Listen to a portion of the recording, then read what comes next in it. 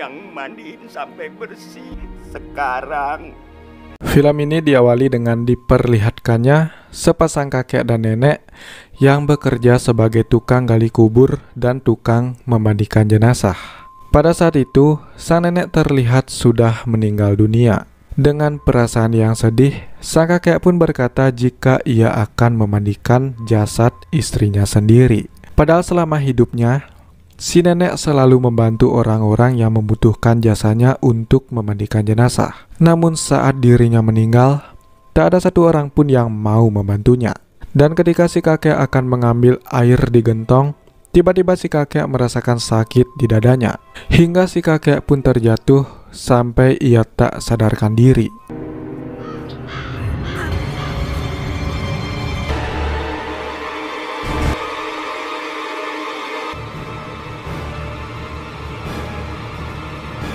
Sementara itu terlihat seorang pria melintasi jalanan, tepatnya di wilayah Jakarta Timur. Namun ia tiba-tiba berhenti ketika melihat sosok wanita yang berdiri sendirian di sana.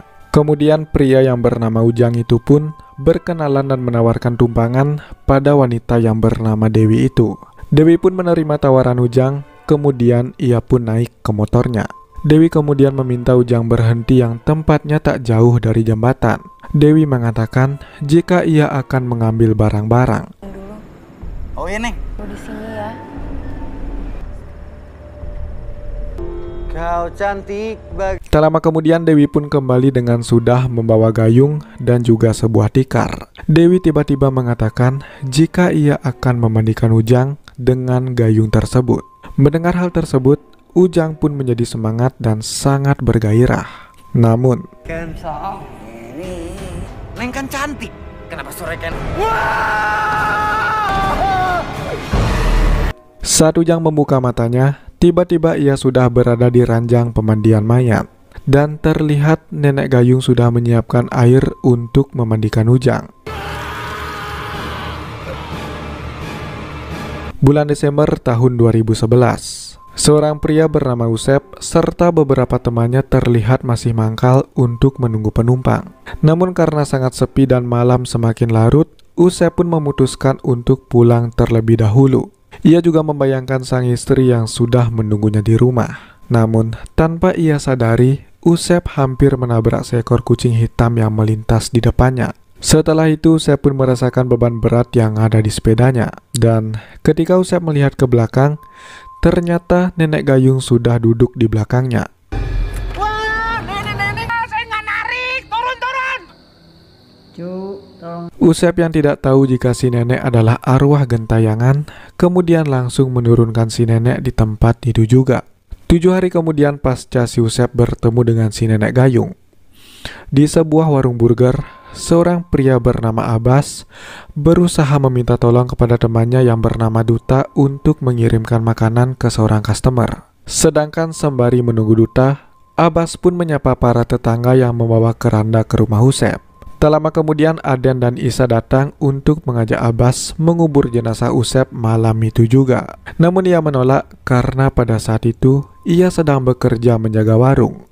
Aden dan Isa pun menceritakan kejadian Usep yang tak sengaja bertemu dengan nenek gayung di perjalanan pulang waktu itu. Abbas pun terkejut mendengar cerita mereka.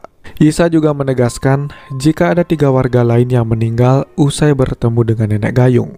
Aden pun memperingati Abbas untuk berhati-hati jika melihat ada nenek gayung. Ia menyarankan Abbas untuk tidak memperdulikan apa yang ditanyakan nenek gayung saat berpapasan di jalan. Dan jika melakukan hal yang sebaliknya, maka Abbas akan meninggal 7 hari kemudian. Oh enggak, lo ambil aja gayungnya terus buat mandi. Ya tetap mati. Lu lagi. Gini deh Bas, pokoknya sedia gayung. Ribet lu. Setelah Isa dan Aden pergi, datanglah seorang nenek berjalan mendekati Abbas. Nenek itu juga membawa gayung dari batok kelapa. Namun, ternyata nenek tersebut adalah manusia biasa yang kebetulan ingin meminta air karena air di rumahnya mati. Gayung. Bilang dong kamu minta orang. Lihat dulu. Dari sana. Singkat cerita, Abbas pun melihat Duta yang akan bersiap-siap mengantarkan pesanan ke pelanggan. Abbas pun menyadari jika ada hal yang berbeda dengan Duta. Malam itu aroma Duta lebih harum dari yang biasanya. Dan ternyata Duta sudah merencanakan hari jadinya yang ketiga bersama sang pacar yang bernama Pamela. Bahkan Duta sudah menyiapkan cincin untuk pacarnya itu. Abbas kemudian menyuruhnya untuk segera mengantar pesanan ke pelanggan. Iya, kapan gue lupa.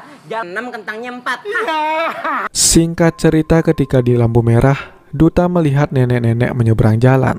Ia kemudian menyuruh nenek itu untuk segera mempercepat jalannya karena lampu di sana sudah hijau. Namun, dari belakang terlihat sebuah mobil yang melaju kencang hingga hampir menabrak si nenek. Beruntung Duta sempat turun dari motor lalu menyelamatkan si nenek gayung. Namun tiba-tiba si nenek pun langsung menghilang dari sana. Dan ketika Duta menjebakkan tikar si nenek, tiba-tiba si nenek gayung sudah berada di depannya. Makasih ya cu, udah nolongin nenek. Duta pun terkejut ketika melihat si nenek yang muncul secara tiba-tiba. Si nenek kemudian mengucapkan terima kasih kepada Duta karena sudah menolongnya. Duta kemudian mengembalikan gayung si nenek sembari memperingati nenek agar ia lebih berhati-hati saat akan menyeberang jalan. Dan ketika sampai di alamat tujuan, Duta pun melihat sebuah mobil putih yang bergoyang. Dan ternyata orang yang memesan burgernya adalah si Pamela.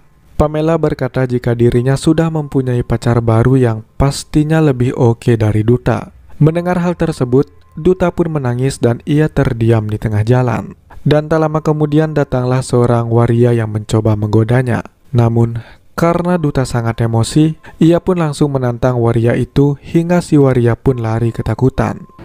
Sabrina dong, Sabrina. Udah tusuk, cepetan. Mau di mana? Di mana? Pengen nusuk-nusuk aja. Duh, boleh minta waktu? Bis. Tolong! Tolong! Ayo, lo kan. Setelah itu Duta pun berada di sebuah jembatan dan memutuskan untuk melompat dari jembatan tersebut. Duta bahkan ingin membuang cincin yang ia beli untuk Pamela. Dan ketika akan melompat dari jembatan itu, tiba-tiba ada sebuah tangan yang menggenggam tangannya. Berkat Dewi, Duta pun tak jadi untuk melakukan bunuh diri. Dewi pun menjawab jika tidak lama lagi akan ada seorang wanita yang menerima Duta apa adanya. Mendengar hal itu, Duta pun sedikit tertawa. Karena selama ia hidup, semua wanita selalu menolak dan mengkhianatinya. Dewi kemudian tiba-tiba mengatakan jika dirinya mau hidup bersama Duta. Ia bisa jatuh cinta dengan Duta jika Duta terus datang ke jembatan itu untuk menemui Dewi setiap malam. Mendengar syarat yang mudah itu, Duta pun langsung menyetujuinya. Namun ternyata sosok yang dilihat Duta yang sebenarnya adalah si nenek gayung.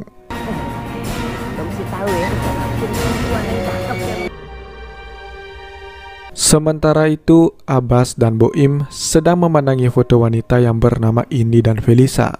Boim mengatakan jika mereka harus tetap menjadi banci agar mereka bisa mendekati dua wanita itu. Dan tak lama kemudian, Duta pun datang untuk mengabarkan jika dirinya telah menemukan pacar baru yang tentunya lebih cantik dari Indi dan Felisa.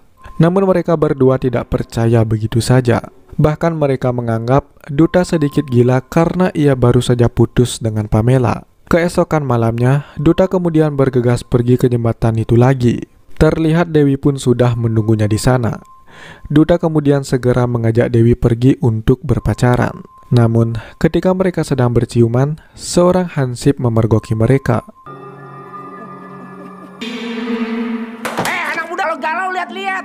Yang kayak gitu. Melihat Duta tengah bermesraan dengan nenek-nenek, hansip itu pun mengejek Duta karena memiliki selera yang sangat ekstrim. Namun dengan pedenya Duta pun mengatakan jika pacarnya adalah seorang wanita yang sangat cantik. Karena merasa terganggu dengan kehadiran hansip itu, Duta pun memutuskan untuk pergi. Keesokannya ibu Duta datang ke kontrakan untuk membawakan Duta makanan. Sementara di dalam, Boim dan Abbas bersiap untuk pergi ke rumah Indi. Boim pun meminta bantuan Abbas untuk membetulkan resletingnya. Sedangkan Boim mengelus-ngelus rambut Abbas. Dari luar ibu Duta pun masuk dan melihat aksi mereka berdua. Mendengar nama anaknya disebut, ibu Duta pun marah dan ia mengira jika Duta adalah penyuka sesama jenis. Sementara itu terlihat Duta sedang membakar fotonya Pamela. Dan dari belakang ibunya berteriak memanggil Duta sambil memarahinya. Ia tidak menyangka jika telah memiliki seorang anak yang menyukai sesama jenis. Saat malam hari, Duta kembali menunggu Dewi di atas jembatan. Tak lama kemudian Dewi pun langsung datang. Dewi kemudian mengatakan jika ia akan memandikan Duta. Mendengar hal itu Duta menjadi bersemangat dan ia segera meminta Dewi untuk memandikannya. Mau kayak kemarin lagi? Boleh. Yuk. Tapi tempatnya jangan yang kemarin. Badan pada gatal bawaannya. Singkat cerita, tibalah mereka di gubuk si nenek gayung. Namun saat Duta hendak memandikan Dewi, Duta kemudian mendapatkan telepon dari ibunya yang memintanya untuk segera pulang ke rumah. Seketika Duta pun langsung menuruti perkataan ibunya. Sesampainya di rumah, sang ibu mengajak Duta untuk pergi dan ia akan dijodohkan oleh kenalan si ibu. Jelas Duta menolak tawaran dari ibunya karena ia telah mempunyai pacar yang cantik. Setelah itu saat Duta sedang tertidur, tiba-tiba ia didatangi oleh Dewi. Dewi mengatakan jika ia akan memandikan Duta. Namun itu hanya mimpi dari Duta, yang mana sesungguhnya Abbaslah yang menyiram Duta saat ia tertidur. Duta pun sangat kesal karena Abbas mengganggunya ketika ia bermimpi telah dimandikan oleh Dewi. Saat selesai mandi, Duta pun mempertanyakan kepada dua temannya tentang luka-luka yang tiba-tiba muncul di badannya. Mereka pun mengatakan kepada Duta jika luka yang ia derita sangatlah aneh. Abbas juga mengira jika Duta mendapatkan luka dari si nenek gayung. Dan bagi siapa yang bertemu dengan nenek gayung, maka ia akan meninggal dalam 7 hari ke depan. Mereka pun bertanya kepada Duta, "Duta, ini sudah hari keberapa saat kamu sudah bertemu dengan nenek gayung?" Duta pun menjawab, "Baru juga 6. Mendengar itu mereka pun kaget dan sudah pasti jika Duta hanya memiliki sisa hidup 1 hari lagi. Setelah itu Abbas dan Boim menyarankan kepada Duta untuk bertemu dengan seorang dukun untuk menghilangkan kutukan dari si nenek gayung. Sesampainya di tempat dukun, Duta sempat tak yakin dengan kemampuan si dukun. Namun ia diyakinkan oleh Boim yang mengatakan bahwa si dukun adalah dukun yang paling berpengalaman dari antara semua dukun dan telah banyak mengusir para setan. Mereka pun menjelaskan kepada dukun itu tentang kutukan dari si nenek gayung. Saat mereka menerangkan kepada si dukun pun mengatakan bahwa kutukan nenek gayung bisa ia hilangkan. Namun tentu ada syaratnya. Syaratnya adalah mereka harus pergi dan mencari jasad si nenek kemudian memandikannya. Dikarenakan si nenek tidak sempat dimandikan saat ia meninggal. Dan di saat mereka menanyakan lokasi jasad si nenek, si dukun pun menjawab jika ia tidak tahu. Namun sebelum mereka pergi, si dukun memberikan sebuah obat untuk menyembuhkan luka yang ada di tubuh Duta. Hah? Ini badan lu. Sebelumnya lu Ketika di rumah, di saat mereka mengoleskan obat tersebut ke tubuh Duta, ibu Duta tiba-tiba datang ke sana. Ibunya pun terkejut dan marah karena ia mengira Duta dan teman-temannya akan melakukan hal yang tidak senonoh. Dan seketika ibunya pun membawa Duta pergi ke tempat kenalannya untuk dijodohkan dengan anak kenalan si ibu. Zaman Majapahit, zaman saya dulu bayar. Ini malu yang ngebrojolin lu, ngedidik lu, Kasihan Bu. Malamnya ketika Abbas dan Boim yang sedang berada di rumah pacar mereka berdua pun didatangi oleh si nenek gayung yang tiba-tiba berada di tengah-tengah mereka. Karena ketakutan, mereka kemudian berlari dan bersembunyi. Saat mereka mencoba berlari, mereka pun dicegat oleh si nenek dalam bentuk wujud Dewi. Dewi pun menanyakan di mana Duta sekarang. Seketika Abbas dan Boim pun pergi untuk memberitahu Duta jika ia sedang dicari oleh si nenek gayung. Di sisi lain Duta pun sampai di tempat kenalan si ibu. Kemudian ia pun terkejut karena wanita yang dijodohkan dengannya adalah Pamela. Pamela pun seketika meminta maaf kepada Duta dan berjanji bahwa ia tidak akan menyia-nyiakan Duta lagi. Namun Duta tetap menolak permintaan maaf dari Pamela. Di tengah perbincangan mereka, tiba-tiba Dewi datang dan langsung memeluk Duta. Ini kenapa ada perempuan ada di mana? Kok ada di dia? Aja lo, gue cekat dia.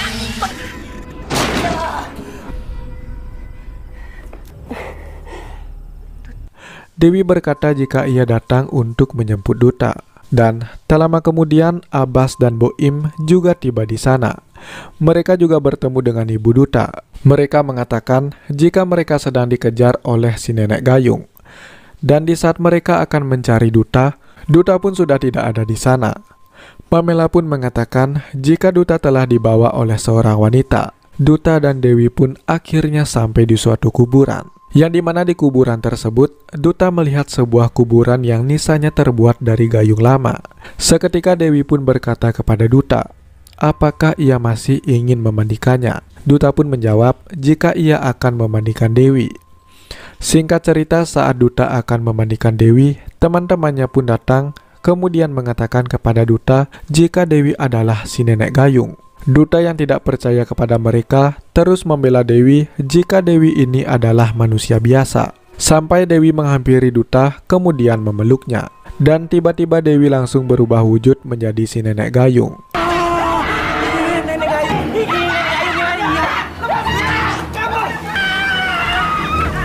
Setelah kejadian itu, mereka pun langsung pergi dari sana.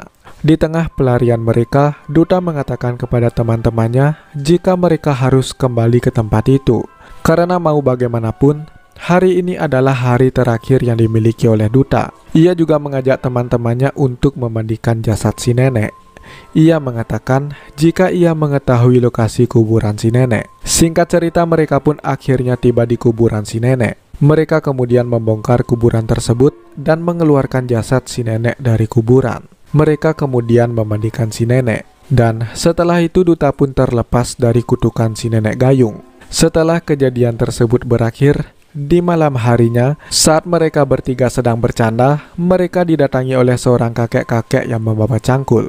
Si kakek meminta bantuan kepada mereka untuk menggali tanah untuk kuburan si kakek sendiri. Kemudian, film pun berakhir.